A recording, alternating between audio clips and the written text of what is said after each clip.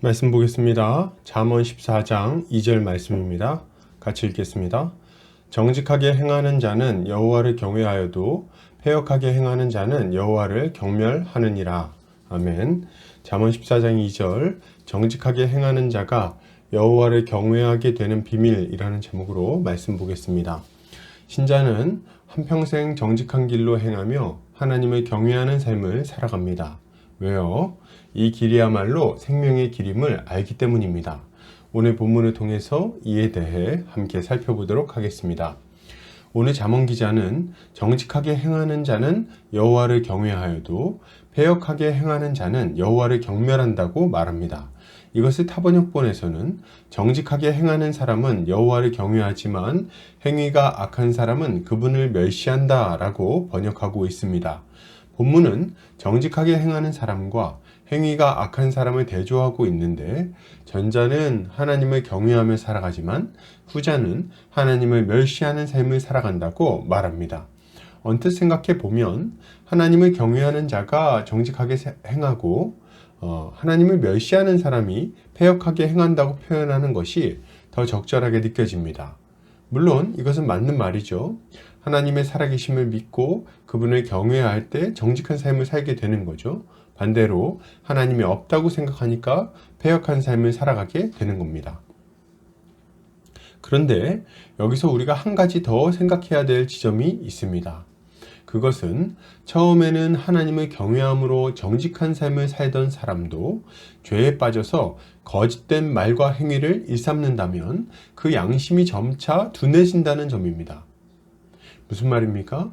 죄를 짓고 정직한 길에서 이탈했을 때 속히 회개하지 않는다면 그는 점점 더 하나님을 경외하는 길에서 벗어나게 된다는 말입니다. 여러분, 사울을 보십시오. 사울은 처음에는 하나님을 경외하는 자였습니다. 그러나 그는 교만해졌고 죄의 올무에 발을 들여놓았습니다. 하나님이 그를 책망하셨지만 그는 돌이키지 않았고 그 결과 그는 점점 더 끔찍한 죄악의 길로 걸어가게 되었어요. 이것을 볼 때 신자가 가져야 할 모습은 계속해서 정직한 길로 걸어가기 위해 애쓰는 것임을 알 수 있습니다. 거짓은 또 다른 거짓을 부릅니다. 그리고 그렇게 범죄하면서 조금씩 양심이 굳어지게 되면 어느 순간인가는 완전히 죽어버린 양심을 가지고 하나님을 경외하는 길에서 완전히 벗어나게 되는 것입니다. 그렇기에 신자는 이러한 일이 일어나지 않도록 정직한 길로 걸어가도록 애써야 됩니다.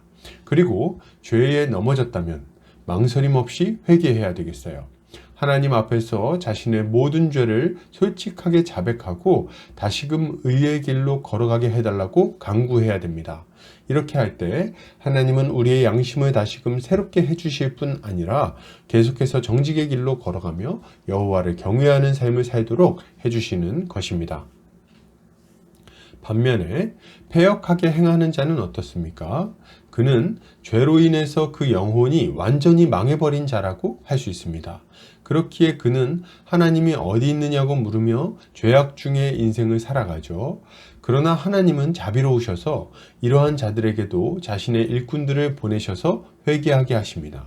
그리고 만약 이렇게 패역하게 행하다가도 하나님의 말씀을 듣고 회개한다면 하나님은 그를 기꺼이 받아들여서 하나님을 경외하는 삶을 살게 하십니다. 문제는 이러한 하나님의 은혜를 멸시하는 자들이 있다는 것입니다. 하나님의 말씀을 듣고 그 말씀에 양심이 찔리는데도 불구하고 계속해서 완고하게 하나님을 거역하는 자들 말이죠. 이러한 자들은 하나님의 심판에 자초하는 자들로서 비참한 결과를 맞이하게 될 것입니다. 여러분, 구약의 이스라엘 백성들을 보시기 바랍니다.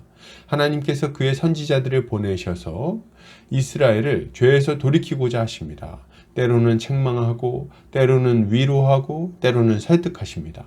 그리고 엄중히 경고하며 돌아오라고 간절히 요청하시기까지 하시죠.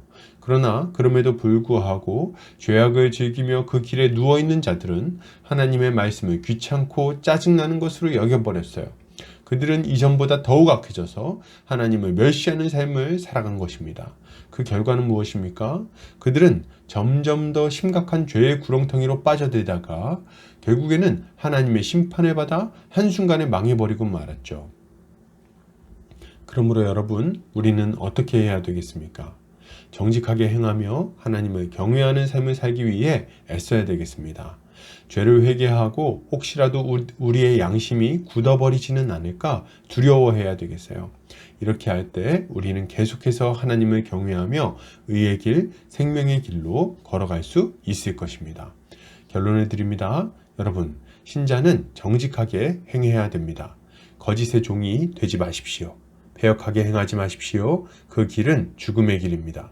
그러나 만약 우리가 하나님을 경외하는 이 길에 계속해서 서 있는다면 우리의 인생은 참으로 복될 것입니다.